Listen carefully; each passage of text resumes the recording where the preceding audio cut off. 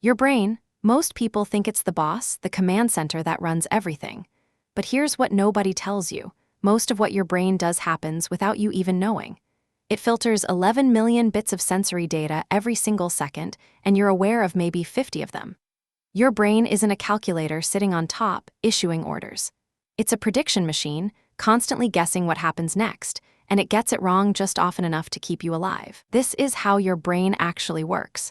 And once you see the system, you'll never think of it the same way again. Let's start with the hardware. Inside your skull sits about 86 billion neurons, roughly the same number as stars in the Milky Way. Each neuron connects to thousands of others through synapses, and the total count of connections is around 100 trillion. That's more connections than there are stars in 100 galaxies. But neurons alone aren't the story. Your brain also contains glial cells, support cells that outnumber neurons, feed them, protect them, and help shape the signals. The whole organ weighs about 3 pounds, runs on roughly 12 watts of power, and uses about 20% of your body's energy, despite being only 2% of your weight. Here's the part that breaks most people's intuition. Your senses, eyes, ears, skin, nose, tongue flood your brain with information, 11 million bits per second. But your conscious mind only processes about 50. That's a filtering ratio of over 99.999%. Everything else, the background hum, the pressure of your shirt, the sounds outside, gets filtered out before you ever become aware of it. Your brain decides what matters, and it does this without asking you. That's why you can walk into a room and forget why you're there. Your brain already processed and discarded the reason before you could register it. So if your brain isn't reacting to the world, what is it doing? It's predicting. Constantly. Every perception you have is actually a prediction, your brain's best guess about what's out there, based on what happened before. When the prediction matches reality, you don't notice.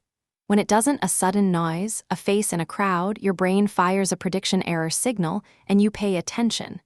This is why illusions work. Your brain fills in the gaps with what it expects to see, not what's actually there. You don't see the world as it is. You see the world as you predict it to be. Those signals don't travel through empty space. They race along axons, long, thin fibers that can stretch from the base of your spine to your toes. But most axons in the brain are short, and many are wrapped in a fatty sheath called myelin. Myelin acts like insulation on a wire. It speeds up the signal by up to 100 times. The more myelin an axon has, the faster it fires. This is why practice matters. Every time you learn a skill, your brain wraps more myelin around the relevant axons, making the circuit faster and more efficient. The signal speed in your brain ranges from 2 to 120 meters per second. Now here's where it gets personal. How does your brain remember anything? The hippocampus, a seahorse-shaped structure deep in your temporal lobe, is the memory gatekeeper. Every experience that's worth keeping passes through it. The mechanism is called long-term potentiation. When two neurons fire together repeatedly, the connection between them gets stronger. Fire together, wire together. Each time you recall a memory, you're not playing back a recording, you're rebuilding the connection, which means every recall slightly changes the memory. Your memories aren't files on a hard drive. They're stories your brain tells itself, and each retelling edits the story. Deep in your brain sits the amygdala, two almond-shaped clusters that act as your emotional alarm system. It scans every incoming signal for threat before your conscious mind even processes the input.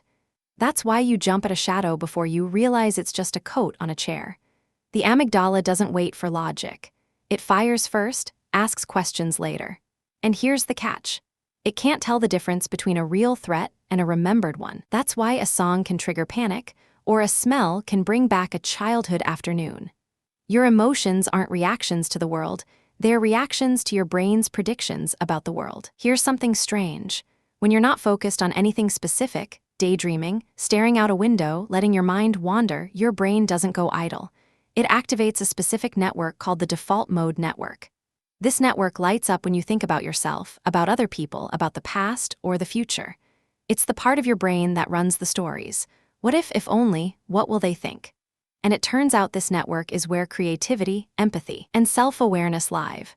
The brain's resting state is actually doing some of its most important work. Your brain is an energy monster. It's 2% of your body weight, but it burns 20% of your calories, about 400 calories a day, even when you're doing nothing. When you're thinking hard, it burns even more. That's why concentration feels exhausting. Your brain is literally running a metabolic furnace, and it has no energy storage. It runs on glucose delivered in real time through 400 miles of blood vessels. Drop your blood sugar, and your brain fogs within minutes. This is why breakfast matters, why sleep deprivation wrecks cognition, and why your brain is the first organ to suffer when the body is stressed. Your brain is resilient, but it's not invincible. Chronic stress floods it with cortisol, which shrinks the hippocampus and weakens the connections between neurons. Sleep deprivation is even worse. One night without sleep impairs cognition as much as being drunk. And alcohol, it doesn't just dull your senses in the moment.